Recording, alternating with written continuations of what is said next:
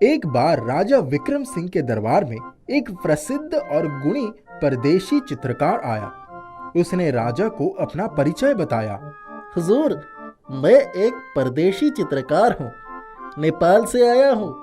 मैं किसी भी वस्तु, इंसान या पशु पंछी को देखकर कुछ ही क्षणों में उसका हूबहू चित्र बना सकता हूँ। क्या तुम मेरा भी एक अच्छा सा चित्र बना सकते हो? अवश्य राजन, मैं आपका एक सुंदर चित्र बना सकूं, ये मेरा सौभाग्य होगा। यदि तुम्हारे द्वारा बनाया हुआ चित्र हमें अच्छा लगा तो हम तुम्हें 100 स्वर्ण मुद्राएं इनाम में देंगे। चित्रकार बहुत खुश हुआ। उसने बड़ी लगन से राजा की इच्छा अनुसार उनका एक बहुत ही सुंदर और हूबहू चित्र बनाया।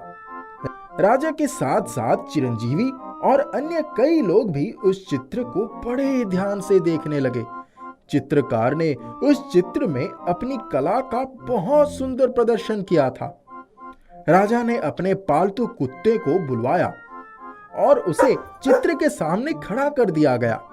कुत्ते ने उस चित्र पर कोई ध्यान नहीं दिया।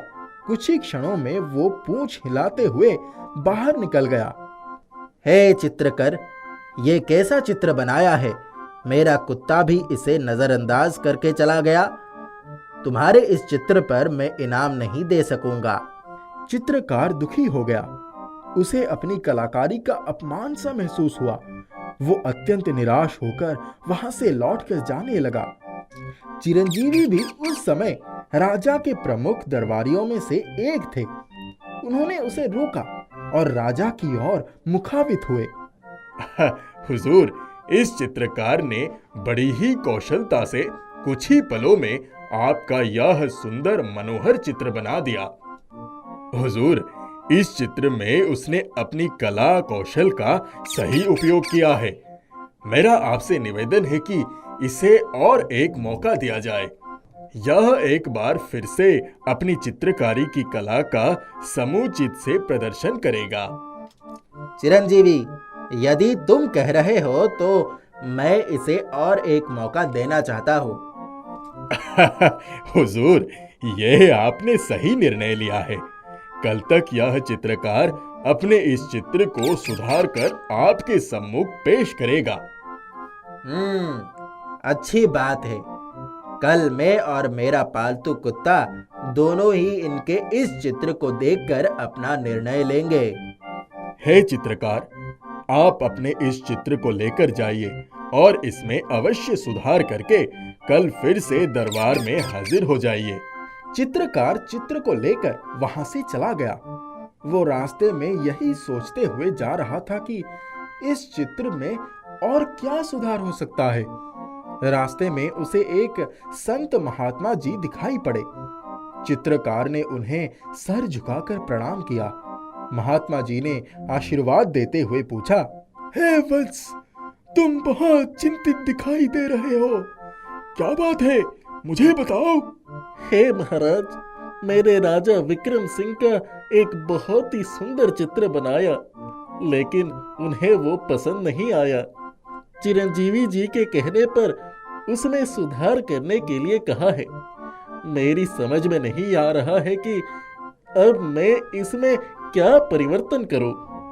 हे चित्रकार, वही चिरंजीवी ही तुम्हें सही युक्ति बताएंगे। वे बहुत चतुर और बुद्धिमान है। कोई ना कोई रास्ता अवश्य निकालेंगे। आज ही शाम को तुम उनसे जाकर मिल लेना। चित्रकार के मनासा जाग गई।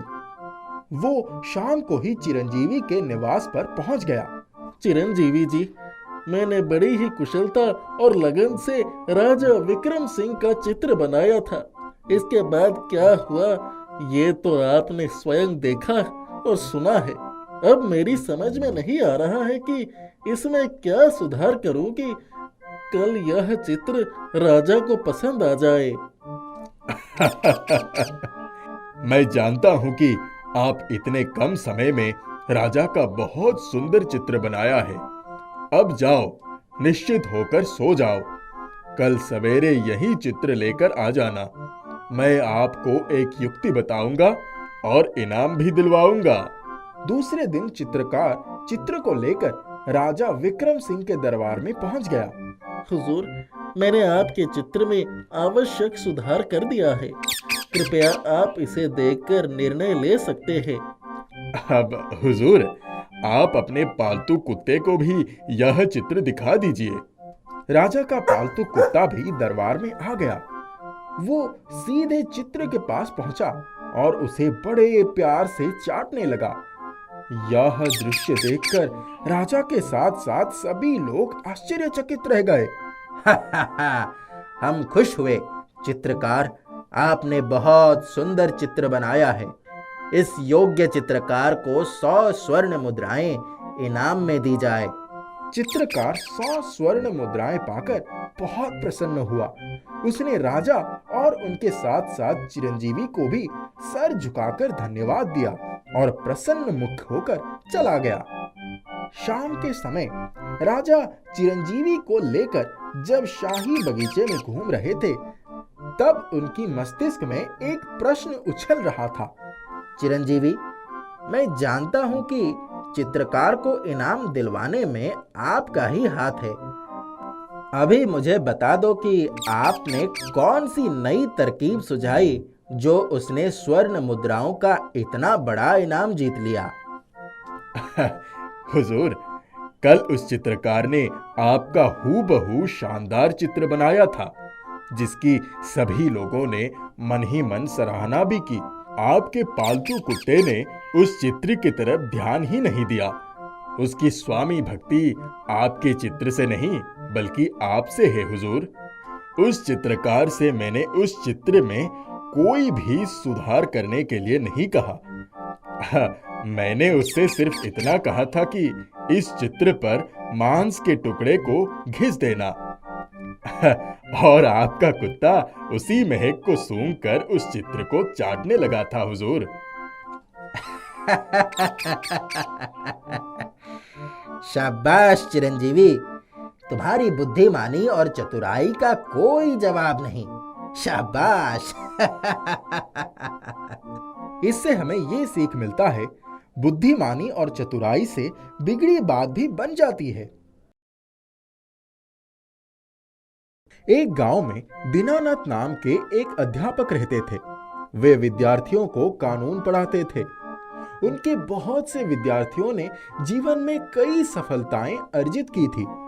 वे एक बुजुर्ग विद्वान थे, इसीलिए लोग उनका बहुत सम्मान करते थे। एक बार वे विद्यार्थियों को पढ़ाकर लौट रहे थे कि उन्हें सामने से चिरंजीवी आते हुए दिख गए। चिरंजीवी जी, आप कैसे हैं? मैं भला चंगा हूँ दीनानाथ जी, आप अपनी सुनाइए। हाँ, सब कुछ ठीक ही चल रहा है, लेकिन मेरे एक शिष्य ने मेरे साथ अन्याय किया है। अच्छा, क्या हुआ है, मुझे बताइए। एक बार एक नया विद्यार्थी मेरे पास आया। उसे कानून की पढ़ाई करनी थी। मैंने उससे कहा कि ठीक है, मैं अवश्य पढ़ाऊंगा, लेकिन उसकी उचित पैसे देने होंगे। उसने कहा कि इस समय तो मेरे पास पैसे नहीं है। मैंने कहा, जब तुम्हारे पास पैसे आ जाएंगे तब मुझे अच्छी गुरुदक्षिणा दे देना। उसने मुझसे वादा किया कि भविष्य में जब वो मुकदमा लड़ेगा और जीतेगा, तब वो मुझे 20 सोने के मोहरे गुरुदक्षिणा के रूप में देगा। अब वो कानून की पढ़ाई पढ़कर पास भी हो चुका है। उसके पास बहुत सारी संपत्ति भी आ गई है, लेकिन वो वादे के अनुसार मुझे गुरु दक्षिणा नहीं दे रहा है। दीनानाथ जी, क्या आपके शिष्य ने अभी तक कोई मुकदमा लड़ा है? नहीं जी, अभी तक उसने कोई मुकदमा तो नहीं लड़ा। अब आप चिंता मत करिए। कल आप अपना यही मुकदमा राजा विक्रम सिंह के दरबार में पेश करिए। आप इस बात से आश्वस्त रहिए, आपको गुरुदक्षिणा अवश्य मिलेगी। जाइए। दूसरे दिन राजा विक्रम सिंह का दरबार लगा हुआ था। उनको अपनी न्याय प्रियता पर बड़ा नाज था। वे बड़े ही प्रसन्न दिखाई दे रहे थे। आज तक मेरे दरबार में जितने भी मुकदमे हुए हर बार सही न्याय हुआ है। क्या मैं सही कह रहा हूं? सभी लोगों ने अपनी सहमति जताई। किसकी मजाल थी जो भला राजा के विरुद्ध में असहमति दिखाए। राजा की नजर चिरंजीवी पर पड़ी, जो चुपचाप थे। उन्होंने ना विरोध जताई ना सहमति दिखाई। राजा सोच में पड़ गए। उससे पहले राजा कुछ पूछते, एक सिपाही उनके सामने हाजिर हो गया। राजा साहब की जय हो। एक बुजुर्ग आए हैं, आपके सामने फरियाद करना चाहते हैं। ठीक है, उन्हें वाइज्जत पेश किया जाए। एक बुजुर्ग हाथों में डंडे के सहारे दरबार में हाजिर हो गए। उनके साथ एक नौजवान भी था। मुकदमे की कार्यवाही शुरू की जाए। कहिए, आपको क्या कहना है? हुजूर, मैं एक अध्यापक हूँ। मैं कानून पढ़ाता हूँ। एक दिन मेरे सामने यह विद्यार्थी शिक्षा ग्रहण करने की इच्छा से आया। मैंने कहा कि मैं अवश्य पढ़ाऊंगा, लेकिन पैसे देनी होगी। उसने कहा था, मेरे पास पैसे नहीं है, लेकिन भविष्य में जब मैं मुकदमा लड़ूंगा और जीतूंगा, आपको 20 सोने के सिक्के गुरु दक्षिणा अवश्य दूंगा। इसके पास बहुत सारा धन भी आ गया, लेकिन अब तक इसने मुझे कोई गुरु दक्षिणा नहीं दी है। मुझे मेरी गुरु दक्षिणा दिलवा दीजिए। बुजुर्ग अध्यापक के साथ उनका नौजवान शिष्य भी खड़ा था, जो सब कुछ सुन रहा था। है नौजवान, आपके गुरुजी आपके बारे में जो कह रहे हैं, क्या यह सच है? आपको अपने बचाव में क्या कहना है? हुजूर, मेरे गुरुजी ने जो भी कुछ कहा है वो 100% सत्य है। मैंने इनसे वादा किया था कि जब मैं कोई मुकदमा जीत लूंगा तब 20 सोने के सिक्के की गुरु दक्षिणा दूंगा। इनसे शिक्षा प्राप्त करने के बाद मुझे मेरी नानी की बहुत बड़ी जायदाद और धन दौलत मिल गई, इसीलिए मुझे कोई मुकदमा लड़ने की आवश्यकता ही नहीं हुई। जब मैंने कोई मुकदमा लड़ा ही नहीं, जीता ही नहीं, तो गुरु दक्षिणा कैसे दूं? हुजूर, अब आप ही न्याय कीजिए। राजा विक्रम सिंह भी बहुत सोच विचार में पड़ गए। आखिर इस नौजवान विद्यार्थी की बात भी सच है। इसने अपना वादा भी नहीं तोड़ा है। आज की अदालत की कार्यवाही यहीं स्थगित की जाती है। कल इस मुकदमे को उचित फैसला सुनाया जाएगा। बुजुर्ग अध्यापक दोबारा चिरंजीवी से मिले। अरे, मैंने तो आपसे पहले ही कहा था कि आप निश्चिंत रहिए। मैं अब भी यही कहता हूं कि आपको गुरु दक्षिणा दिलवा कर ही रहूंगा। कल का इंतजार करिए और अपने शिष्य से गुरु दक्षिणा लीजिए। दूसरे दिन राजा विक्रम सिंह की अदालत में मुकदमे की कार्यवाही शुरू हुई। फैसले की घड़ी आ गई। मैंने दोनों पक्ष की बातें सुनकर उन्हें बराबर की मौका दिया। नौजवान शिष्य ने कोई वादा नहीं तोड़ा है। यह निर्दोष है, इसीलिए इसे वाइज्जत वरी किया जाता है। दीनानाथ ने जैसे ही राजा विक्रम सिंह का यह फैसला सुना, उनकी आंखें नम हो गई। अब हुजूर, गुस्ताखी माफ करें, मैं कुछ कहना चाहता हूँ। हाँ चिरंजीवी, तुम अपनी बात बेझिझक कह सकते हो। कहो, क्या कहना है? हुजूर, इस मुकदमे का एक और न्याय अभी बाकी है। चिरंजीवी, ये क्या कह रहे हो? अपनी बात तुम्हें अभी इसी वक्त साबित करनी होगी। हुजूर, इस मुकदमे का एक और महत्वपूर्ण पहलू यह भी था कि गुरु द्वारा शिष्य को गुरु दक्षिणा मिलनी चाहिए। चूंकि यह नौजवान विद्यार्थी इस मुकदमे को जीत चुका है, इसीलिए अपने किए हुए वादे के अनुसार इसे अब अपने पूजनीय गुरु को 20 सोने की मुद्राएं गुरु दक्षिणा के रूप में देनी ही चाहिए। वाह वाह चिरंजीवी, तुमने बिल्कुल सही कहा है।